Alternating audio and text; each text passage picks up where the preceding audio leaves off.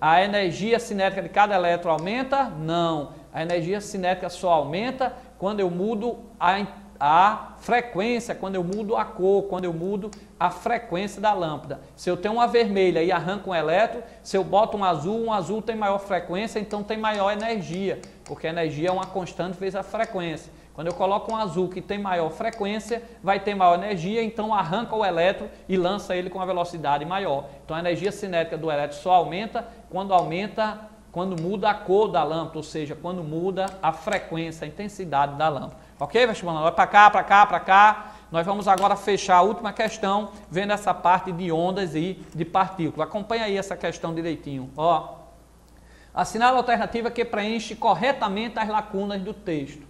Tá? Segundo a interpretação vigente, a radiação eletromagnética tem uma natureza bastante complexa. Em fenômenos como interferência e difração, por exemplo, ela apresenta um comportamento, então falou em difração, ondas, ondulatório. Em processo de emissão e absorção, por outro lado, ela pode apresentar comportamento corpuscular, partícula, sendo nesse caso descritas por pacote de energia, fótons, que se move no vácuo com velocidade de 300 mil km por segundo. E tem massa de repouso, então vou reler para a gente fechar essa questãozinha aí, tá? Assinale a alternativa que preenche corretamente as lacunas do texto abaixo. Segundo a interpretação vigente, a radiação eletromagnética tem uma natureza bastante complexa. Radiação eletromagnética é ondas, tá? A luz, por exemplo. Em fenômenos como interferência e difração, por exemplo, ela apresenta um comportamento de ondas. Falou difração, interferência, ondas. Em processo de emissão e absorção, como emitir um elétron, tá? No efeito fotoelétrico, ela pode apresentar comportamento de partícula corpuscular, sendo nesse caso descrita por fótons, que se movimenta no vácuo com essa velocidade. E tem massa de repouso zero. O fóton é uma partícula de movimento, ela não existe em repouso. Então a resposta vai ser o quê? Ondulatório, tá? Difração. Falou em difração, eu sei que quem sofre difração é onda, tá? Por isso que o elétron sofre no microscópio eletrônico difração, por isso que ele foi considerado como uma onda. Na prática, o elétron no microscópio eletrônico ele é uma onda e não uma partícula. Em efeito fotoelétrico, choque, colisão, a onda eletromagnética, a radiação eletromagnética passa a ser tratado como um modelo de partícula corpuscular, e o fóton ele não tem massa de repouso porque ele só existe em movimento. Ok, vestibulando? Para cá, para cá, para cá. Então, nós vamos fechar aqui para vocês, passando o último videozinho aí de efeito fotoelétrico, tá? Só o iniciozinho que você vai ver que o metal lá, eu botei uma luz vermelha, não saiu elétron. Quando eu botei uma luz azul, saiu o elétron. Então, aquele metal ele tem uma função trabalho, ou seja, o elétron está preso com uma certa energia ali. Para arrancar aquele elétron, ele necessita de uma energia maior. Como a luz vermelha tem uma certa energia, porque tem uma certa frequência, não era necessário para arrancar. Quando eu coloco a luz azul, ele consegue arrancar. Então você vai ver só esse iniciozinho aí e nós vamos fechar aqui nossa aula, ok? Acompanha aí o videozinho de efeito fotoelétrico, a gente já passou aqui no início da aula e estamos fechando com ele. Vamos utilizar esta animação para tentar perceber melhor o efeito fotoelétrico. Temos aqui uma fonte de radiação eletromagnética. Podemos controlar o comprimento de onda dessa radiação e a intensidade. Esta luz está dirigida para o cátodo de uma ampola de vácuo e o objetivo desta experiência virtual é verificar se a incidência da luz no cátodo provoca ou não a ejeção de eletrões.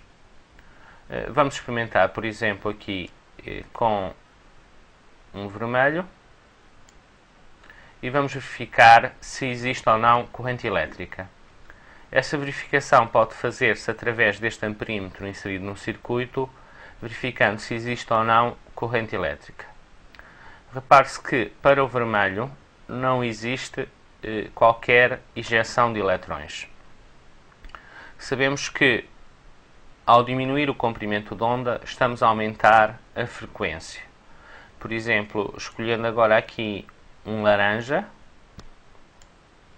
verificamos que também não existe qualquer corrente elétrica.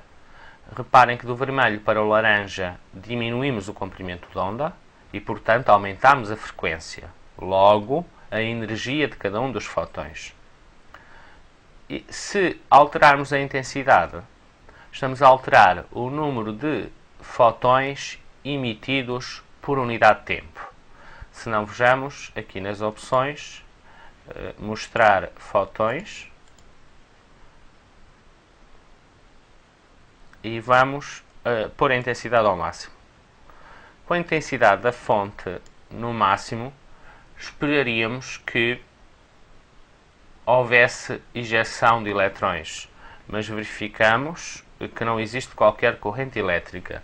Trata-se de uma grande desilusão, uma vez que a energia da radiação incidente globalmente aumentou bastante. Mas não nos esqueçamos que a energia de cada um destes fotões manteve-se constante quando eu alterei a intensidade, uma vez que a frequência manteve-se nos 621 nanómetros. Vamos então colocar aqui a intensidade, por exemplo, aqui num valor intermédio, 50% ou 52%, e agora escolhemos aqui uma frequência maior, portanto diminuímos o comprimento de onda. Vamos diminuindo, e quando chegamos aqui, algures no verde, indica aqui alguma corrente elétrica. Portanto, a radiação verde provocou a injeção de eletrões, que são aqui apresentados por estas esferinhas azuis. Reparem que se aumentarmos a intensidade, aumenta o número de fotões incidentes e, em consequência, o número de eletrões injetados.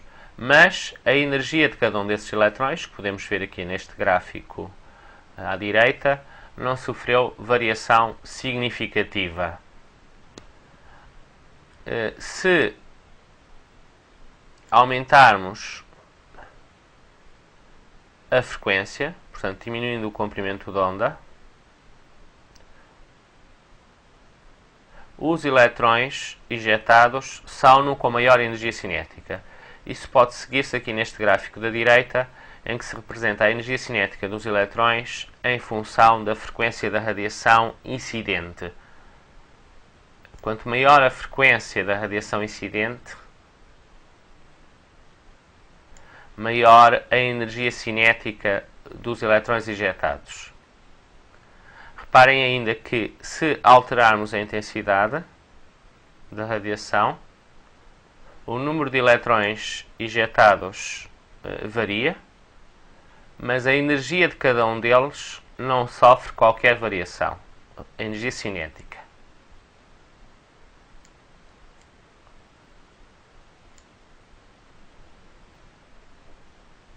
Vamos agora mudar de substância. Portanto, eu vou colocar aqui no verde, porque já sabemos que para o sódio a radiação deste comprimento de onda produz efeito fotoelétrico. Estamos aqui a ver alguma corrente elétrica. Vamos mudar para outra substância, por exemplo, o zinco. Verificamos agora que para o zinco a radiação de cor verde não produz efeito fotoelétrico. Não existe qualquer injeção de eletrões, mesmo com a intensidade ao máximo.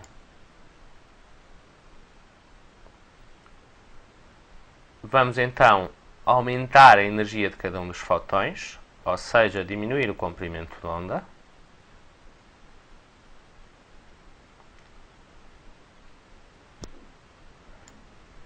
E mesmo com uma radiação de cor violeta, aqui por volta dos 400 nanómetros, não existe ainda efeito fotoelétrico.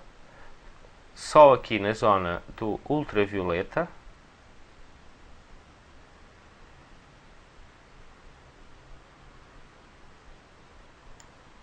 é que começamos a notar alguma corrente elétrica. Portanto, só na região do ultravioleta é que existe efeito fotoelétrico. Isto mostra-nos que para cada metal existe uma frequência mínima a partir da qual é possível a injeção de eletrões. Essa frequência mínima tem a ver com a energia necessária, a energia que é necessária para libertar cada um dos eletrões do metal. A intensidade da radiação não afeta, como vimos, a energia de cada um desses eletrões ejetados, mas apenas o número de eletrões ejetados. Ok, vestibulando? Então, como vocês viram aí, nós passamos esse vídeo para fechar aí todo esse assunto que tivemos aqui de efeito fotoelétrico. Vimos a teoria, vimos a parte de cálculo para a turma tecnológica e biométrica na subjetiva e fechamos aí com esse vídeo para que vocês, através do experimento, vocês sentissem, né, essa parte aí do efeito fotoelétrico, quando funciona, quando não funciona, quando o metal emite ou não emite elétron. Então depende da cor da lâmpada, ou seja, mudando a cor você muda a frequência, mudando a frequência você muda a energia. A cor vermelha tem uma energia que tem uma certa frequência, é uma carga em movimento. A carga em movimento gera uma onda. A cor vermelha é uma carga em movimento lá do Sol, vem a luz vermelha. Uma carga com mais movimento, vem uma luz azul. Se vem com mais movimento, vem com maior frequência, vem com mais energia, porque a energia da luz depende da frequência da onda. Quanto maior a frequência, maior a energia. Então, não acontecia com uma cor, não arrancava elétron, mas quando você mudava a cor, aumentava a frequência ou diminuía o comprimento de onda, aumentava a frequência, aumenta a energia e arrancava o elétron. Porque o elétron, lá no metal, ele está preso, então ele necessita de uma certa energia para ser arrancada. Essa energia a gente chama do elétron, no metal, de função trabalho. Então lembre-se que a fórmula é bem fácil de efeito fotoelétrico, é a conservação de energia. A energia cinética com que o elétron sai é igual a quem? A energia da luz menos menos a função trabalho. Ou seja, se a luz vem com 5 e para arrancar o elétron ele está preso lá com 2, então vem 5, gasta 2, a energia cinética vai ser quanto? 3. Então a formulazinha é energia cinética, é a energia da luz menos a função trabalho. Se a energia da luz é 5, para arrancar o elétron do metal é 2, 5 menos 2, a energia cinética vai ser 3. Então a energia cinética depende da luz que incide, tá? Se eu botei uma luz de 1 e a função trabalho era 2, a energia da luz de 1 não vai arrancar, porque só arranca a partir de 2. Então tem que mudar a cor da lâmpada para que venha uma energia, em vez de 1, vem uma energia de 5, aí 5 é maior do que 2, gasta 2 e sobra 3 para o elétron sair, ok? Então quando eu mudo a cor da lâmpada, se eu aumento a frequência, mudando a cor da lâmpada, eu vou ter o elétron saindo com a maior energia, tá? E se eu pego uma mesma lâmpada de 10 watts que estava arrancando o elétron e coloco uma de 100, o que vai acontecer é que vai aumentar a quantidade de elétrons que sai, a fotocorrente, a corrente vai aumentar, mas a energia com que os elétrons saem é a mesma, porque se não mudou a cor da lâmpada, mudou só a potência dela de 10 watts para 100 watts, ela vem com a mesma energia, 5, gasta 2 e sai com 3. Ok, vestibulando? Eu espero que você tenha aprendido esse efeito fotoelétrico. Hoje nós vimos o princípio da incerteza, nós já demos aula aqui de relatividade, nós já demos aula aqui sobre comportamento dual, tá? Que o elétron se comporta como partícula ou como onda, tá? Então isso aí a gente já tem essas aulas, vocês podem olhar aí no meu blog, são mais de 300 aulas para vocês assistirem em casa na Lan House, tá? Tá aí o nosso blog e fiquem com Deus.